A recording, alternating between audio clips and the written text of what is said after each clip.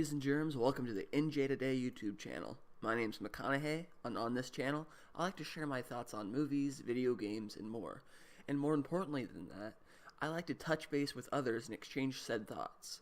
If you like this video and like what I do here, make sure to subscribe to the channel and share your thoughts, because for today's video, we're delving down and taking a look at the 2015 game, Bloodborne. Developed by From Software and published by Sony Computer Entertainment exclusively for the PlayStation 4, the Bloodborne video game is a spiritual successor to, and plays very much like iterations from the Dark Souls franchise.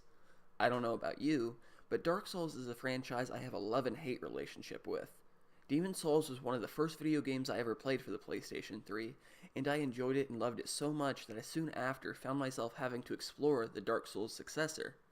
And 100 grueling hours later, I concluded that no matter how much it infuriated me to seemingly no end, Dark Souls was one of the best and most immersive games of its kind. Fast forward a little bit, however, I found that the laws of diminishing returns started to feel more and more abundant in the series.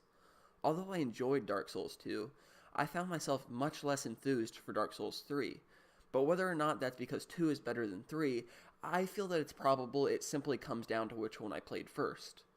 Although the series has offered new features, I find that Dark Souls, for the most part, regressed in some areas and otherwise hasn't evolved past its initial niche appeal.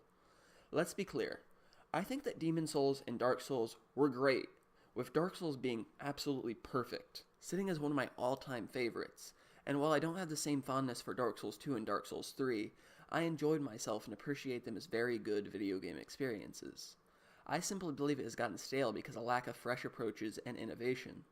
This is why I was excited for Bloodborne, because I was convinced this would be a different, unique idea. I didn't have a PlayStation 4 until recently, and although I had many video game exclusives to the console I wanted to experience, Bloodborne was among the two titles I wanted to play most. I usually avoid trailers and footage, and so I was very much married to the idea that Bloodborne would bring the elements of Dark Souls and blend them with horror elements. I wanted it to feel new, and as said, like its own unique idea. As I finish off Bloodborne's campaign, however, I am left to unfortunately discover that, for the most part, it amounts to Dark Souls with a new coat of paint. This isn't the most heinous of insults I can throw at something, because, like I said, Dark Souls is a cool series, but it's one I feel has been on a decline through repetition. Bloodborne brings a gothic Victorian setting and a Call of Cthulhu, murky, Van Helsing-like aesthetic, but it doesn't bring forth a whole lot of gameplay components. The reason this feels so fatal is because Bloodborne, like the experiences that inspired it, depends so heavily on gameplay to carry it. The storyline is minimalist, with an added lore that can supplement, but can't fully replace a truly rich narrative. The experience is more personal. It's about immersion and capturing one's imagination. In a lot of ways, how I describe a Souls video game at its best is by saying that it's what you make it. You are you, and you're faced with an adventure that is more about the how than the why. Although Bloodborne adds new weaponry with aesthetic, and faster action with its combat, it never goes the extra mile to shed the weight of the constant comparisons it's bound to have. But what does Bloodborne's own merits have to say for themselves? For starters, Bloodborne is backed by a uniquely fantastic soundtrack that helps set the mood very well. The graphics and visuals make for a dreary, desolate, and depraved landscape, one that's very good, although not very varied, and likewise has monsters that accomplish the same, but are not ones I found very memorable or original. The difficulty feels more balanced for From Software.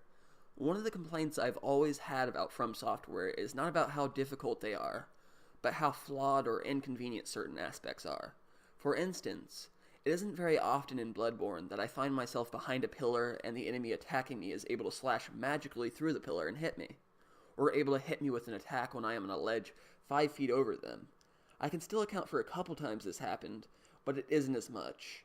And also, although Bloodborne still has the inconveniences of having to make a 2-minute trek from a lamppost through a horde of enemies to traverse through to a boss battle, it isn't as overboard or as unnecessarily punishing with it. I thought that Bloodborne was approachable, which is helped by the quicker movements and pace it has. As far as gameplay is concerned, I found that most of the dungeons and areas in general felt like I would go through the motions in order to move forth with the next boss battle, and I think that would take away some of its variation. I also found that most of the boss battles felt very similar and I would oftentimes forget about them shortly after I completed them.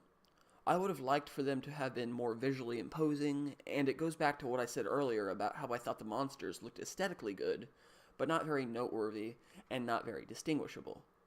I found that the gameplay itself, if I compare it once more to the Souls canon, strictly as far as controls and fighting is concerned, is probably the best and most fully realized of the series as a whole. In summary, I think that Bloodborne is a good video game on most accounts. I remember talking with various individuals while I played it, and I remember them telling me how much they loved it, also telling me that it was their gateway into the Dark Souls series. I thought that was an intriguing fact, and it made me curious about whether or not I was simply jaded by the overexposure I had with the Dark Souls series. I've come to think back to how coveted I look at Dark Souls and Demon Souls, and wonder whether or not it's simply diminished returns. That being said, I do still personally hold the opinion that while Bloodborne had good visuals and a fantastic soundtrack, holding the high standard for presentation that game director Miyazaki is known for, I found that it didn't introduce a whole lot of new ideas and didn't offer as strong of an experience as I would have wanted. These are my thoughts, but if you agree or disagree, please do.